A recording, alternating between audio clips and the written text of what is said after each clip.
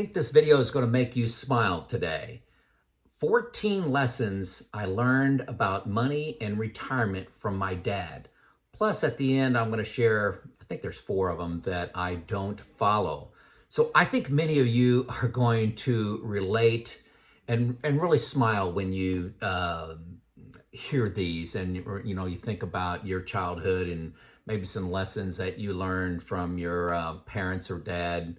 I think you're going to like this. So I'm going to set this up so it makes a little more sense. I was lucky enough to be born into a 2-parent family where every day was not a fire drill for making ends meet. I didn't have to worry about my next meal. No, we didn't live lavishly.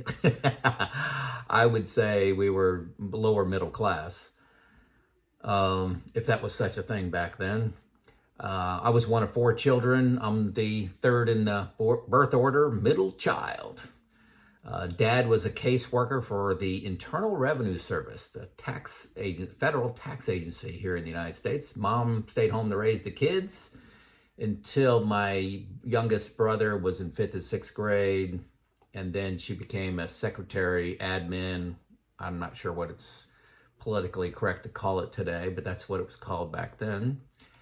I grew up in Indiana in a subdivision where every house was nearly identical. We had an 800 square foot house. Mom and Dad still live in that house today. We had a basement, and Dad finished it, did the finish work himself in the basement. So our family room was down there. I had a lot of good times in the basement. I think I had a storybook childhood, like the TV show The Wonder Years starring Kevin Arnold. I think that was in the 90s that came out. I just like watching home movies when I'm watching that show. My dad is currently 88, mentally and physically fit. So here are the lessons learned. There are 14 of them. Let's get right into them. Number 1, money was never discussed, just modeled. Number 2, begin by saving. Every paycheck, Dad automatically purchased some bonds, and the bonds were an actual piece of paper back then. He kept the bonds in a drawer, and they were, like I said, they were paper certificates. And then when emergencies or needed to buy a car, something to save up for, he'd simply just count out the number of bonds he needed, go cash those in, and go buy that car, or put a new roof on the house. Well, actually, if you wanted to put a new roof on the house, that was the job of the boys. Actually did that with my dad. Put a new roof on the house. It's a lot easier to do. The slope of the roofs were not near what mine is and what's popular today. Only debt was a house, not even cars. Okay. Some of these I'm going to just rapid fire succession, repeat. And then the other ones I'm going to expand on. Number 4, a penny saved is a penny earned. Dad loved his sales. He'll travel across town, across the state to get something on sale. Number 5, don't pay someone for something you could do. Don't buy it new if you could fix it. Duct tape, plumber's putty, Bondo, and a coat hanger can fix an awful lot of things. Dad currently has Bondo, which is like a clay material that they used to repair cars with. Maybe they still do a little bit, but his current car has Bondo on it. He bangs into something, puts a dent in the car, puts some Bondo on it, paint it yourself. Why would you send that into a body shop? Never throw away any parts or boards, nuts, bolts. I may need those someday. So I've got a few things stored up like that myself. Now, my dad's dad, my grandpa, was a tool and die maker. He could do a lot of stuff. I mean, he repaired cuckoo clocks, was a hobby of his in retirement. He was really hands-on. And I think that's where my dad gets this. My grandpa made an air conditioner for his car by getting a cooler full of ice and putting it in the trunk, hooked up a fan and some ducting to blow cool air. And I'm talking about in the 30s, 40s, okay? He made his own popcorn maker. He made a weed eater, one of those weed whacker things for your lawn. When those first came out, he said, I can make one of those. He made it from an old floor buffer, and this thing weighed like 15 pounds. It was hard to hold. And man, look out, if that thing hits you in the foot, you're going down. It draws blood. So come from a long line of people that fix stuff and create stuff. Number 6, ego and pride. Never show your wealth. Old cars, that's me. Home size, furniture, clothes, things have a purpose, and showing them off is not one of them. That's the value. Mom and dad are living in their starter home.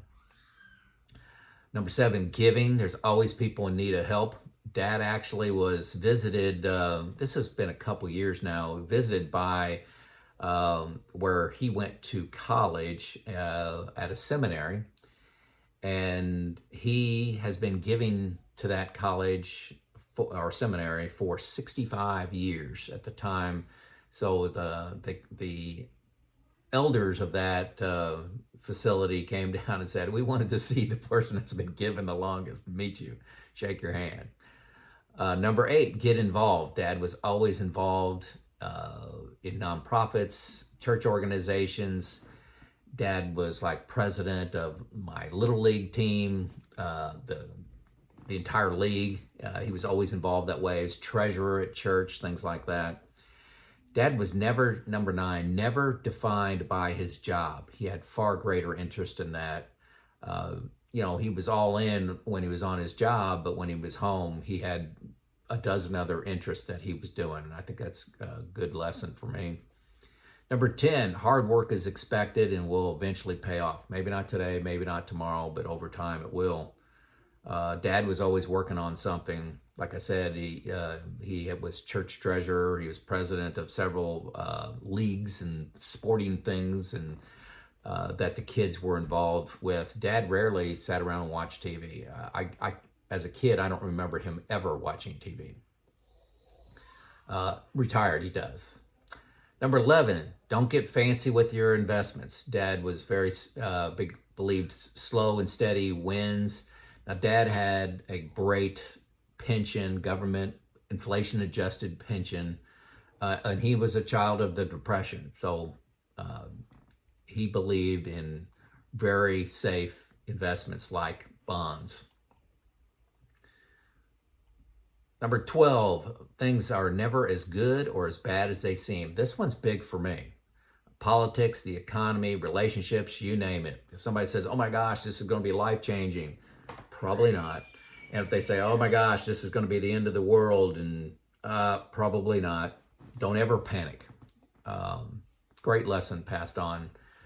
Number 14, education advice that he gave me. Get a job where you're not working directly with the public. The public can be hungry, angry, unreasonable, and frustrated.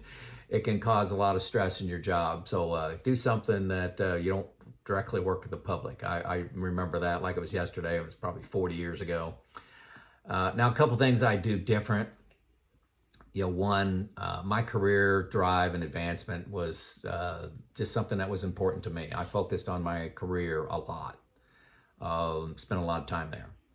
Number 2, I talk to my kids a lot about money when they're growing up. I'm talking about when they were like 6, 7, 8 years old, started talking about money, savings, consequences, decisions, things like that. Dad was a powerful role model, but he didn't really have a lot of discussion with us about money. And I wanted to be more direct with my kids, so they ended up like they are. Number 3, Dad was really a quiet leader. He led by example. Well, I have a YouTube channel. I'm loud, and I believe in expressing my views and aligning my kids around ideas. I guess I got that from mom's side. So I'm not a quiet leader. I'm a noisy one. And number 4, I have much more aggressive investment portfolio. Don't have that large inflation adjusted pension coming in, so I really need to be. But much more aggressive. I like stocks in the long term. As you know, I've made several videos on that. So hopefully you can hear me over Everly screaming in the background. But those are my 14 lessons from my dad. I went through them kind of quickly to make the video a little shorter for you. But hopefully 1, 2, or even 14 brought a smile to your face as you're remembering your childhood and some of the influences in your life that made you who you are today. If I missed one that was a lesson from your dad or your parents growing up, leave it in the comments. Probably make me smile like Everly screaming in the background. It's Joe out.